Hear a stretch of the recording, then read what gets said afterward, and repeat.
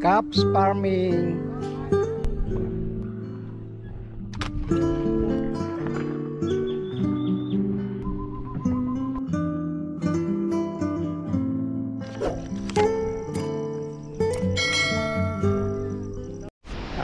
Magandang umaga mga ka-farmers. Ngayon po ay puusasain o inspeksyonin natin yung ating mga tanim kasi po ay sobrang lakas ng hangin dito sa amin, gawa po ng bagyo. Dala ng bagyo ang hangin habagat dito sa amin. So yun ay pagka repolyo po at saka mga nasa medyo mababa ay yun, hindi apektado ang ating mga repolyo. So yan po, maganda na. Ayan, ito na po yun. At na-start na po silang bumilog yung malalaki. Kaya lang ayun po, lakas ng hangin. Papunta po tayo ngayon sa ganda na ng repolyo. Ayan, malalaki na ho yung iba at nag-start na po siyang bumilog. So puntahan na po natin itong bagong tanim na beans at tubo na ho sila. So ito na po yung tanim nating beans. Maganda na at maganda po ang tubo. Ayan, ngayon po ay kailangan ng i-prepare yung balag nila. Kaya ngayon ay kukuha tayo ng mga kawayan na gagamitin natin dito sa pagbabalag. Kailangan po kasi mga bagong kuha ng kawayan, mga matitibay, kasi po ngayon ay panahon ng bagyuhan. Kaya dapat ay matitibay ang ating maikabit dito, mailagay.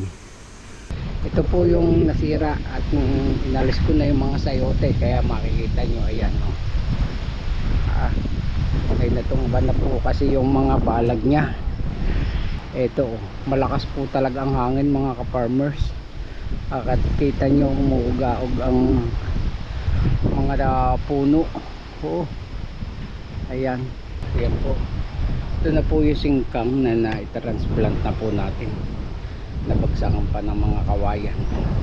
Dito po tayo kukuha ng mga kawayan. Ayan, ito po ay pwedeng gamitin sa pagbabalag. So maglilinis po muna tayo para mabilis po pagtatrabaho.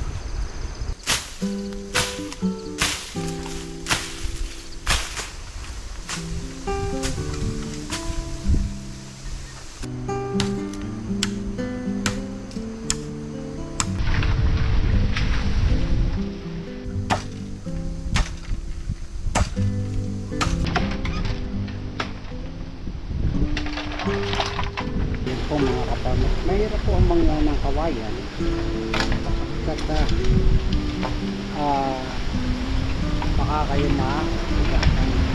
So nakakasugat po itong pangunahan ng kawayan, kaya ingat dahil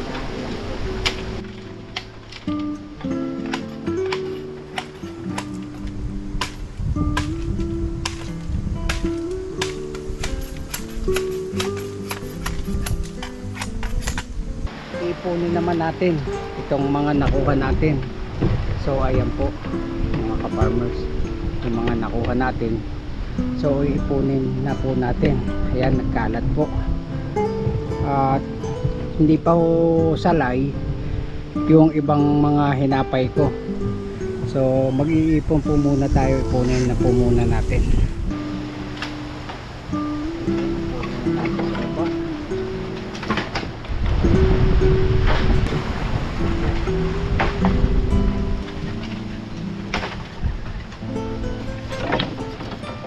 Kailangan ko po ay mga 150 piraso na kawayan putol na ganito. So marami pa pong makukuha. dalawa na kawayan dito. So pwedeng malaki, pwedeng maliit. So ayan po yung kawayan na puno, mga punuan po. So hindi ko na ho binibili ang mga kawayan, at dito na lang po ako kumukuha kasi sakop naman po ng lupa ko itong at kinukuhanan ko. Ayan, bababa po muna tayo para makapahinga. At ayun, marami na po tayo nakuha doon sa baba. Ayan po, marami pa pong kawayan na makukuha, kaya pahinga po muna mga ka-farmers at medyo napapagod na.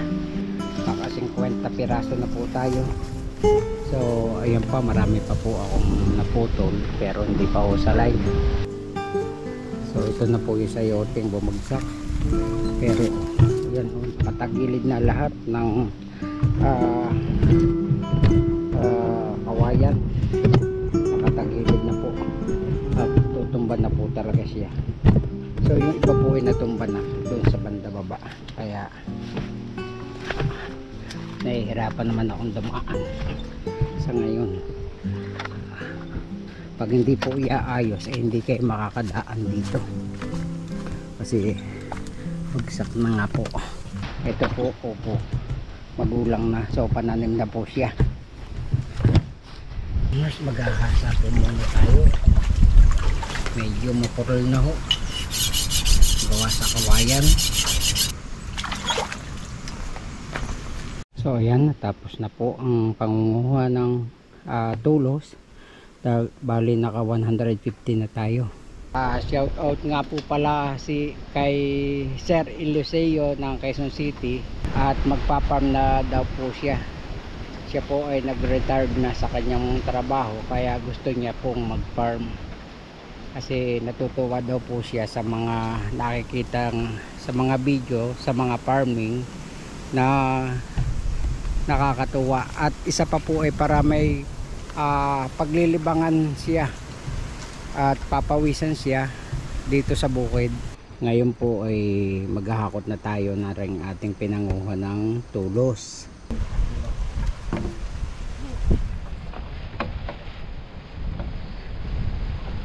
Shout out nga po pala kay Sir Buddy Gansenya ng Agribusiness.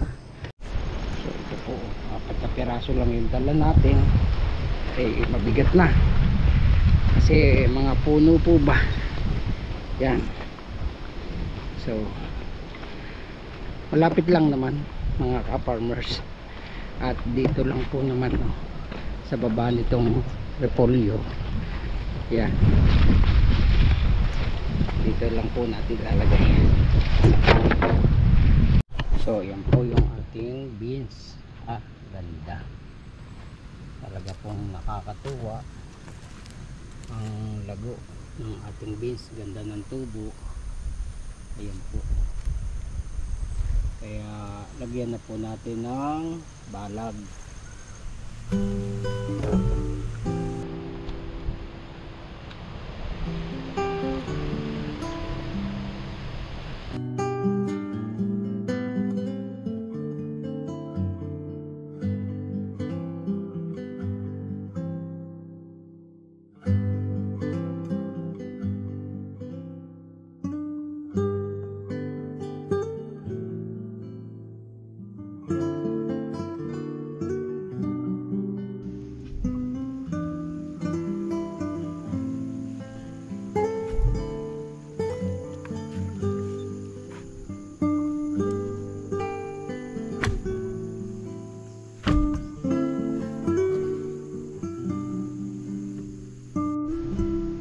So ayan po mga ka-farmers, nalagyan na natin ng kawayan. Then kasunod naman po niyan ay alambre na. Lalagyan na po natin ng alambre sa pinakataas. Yan po sa tapat ng iras at saka vertical. Yan. Kailangan po kasi ang paglalagay ng tulos ay pantay-pantay. Tapat-tapat po sila para paglalagay ng alambre ay maganda. So meron pa pong hindi natapos. Ayan, ito pa po. So bukas naman po natin ilalagyan na rin kabaak. Okay, shout out po kay OM ng Melbourne, Australia, kay Joseph Gleponyo. Shout out po kay Albert Anapi, kay Dorsmate Noah. Shout out din po kay Happy Peel Vlog, Mama Irene, Tiny Juan. Ganon din po kay Bomberong Farmer, Nelson Lopez, Louie 1822. Ganon din po kay Jeffrey Liaban, Liberato Gahiran, Rina Patano, Rigor 9804. Shoutout din po kay Leonardo World of Work, Mabel Rowakin, at kay Joe Edson Vlog. Maraming salamat po mga ka-farmers sa inyong mga komento, sa inyong mga panonood sa aking mga video.